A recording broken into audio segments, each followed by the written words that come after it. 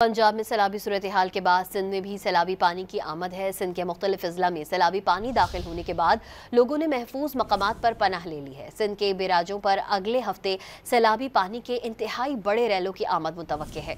सिंध हुकूमत ने मुमकिना सैलाब के पेश नज़र महकमे ज़राअत के तमाम अफसरान और अमले की छुट्टियाँ मनसूख कर दी हैं। IG सिंध ने सूबे में सैलाब के खतरे के पेश नज़र सक्खर और लाड़काना डिवीज़न पुलिस को मुस्तैद रहने का हुक्म भी दे दिया है।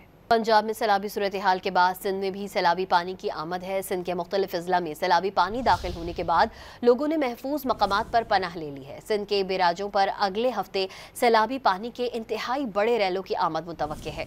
सिंध हुकूमत ने मुमकिना सैलाब के पेश नज़र महकमे ज़राअत के तमाम अफसरान और अमले की छुट्टियाँ मनसूख कर दी हैं। IG सिंध ने सूबे में सैलाब के खतरे के पेश नज़र सक्खर और लाड़काना डिवीज़न पुलिस को मुस्तैद रहने का हुक्म भी दे दिया है। पंजाब में सैलाबी सूरत-ए-हाल के बाद सिंध में भी सैलाबी पानी की आमद है। सिंध के मुख्तलिफ अजला में सैलाबी पानी दाखिल होने के बाद लोगों ने महफूज मकामात पर पनाह ले ली है। सिंध के बैराजों पर अगले हफ्ते सैलाबी पानी के इंतहाई बड़े रैलों की आमद मुतवक्के है। सिंध हुकूमत ने मुमकिना सैलाब के पेश नज़र महकमे ज़राअत के तमाम अफसरान और अमले की छुट्टियाँ मनसूख कर दी हैं। IG सिंध ने सूबे में सैलाब के खतरे के पेश नज़र सक्खर और लाड़काना डिवीज़न पुलिस को मुस्तैद रहने का हुक्म भी दे दिया है।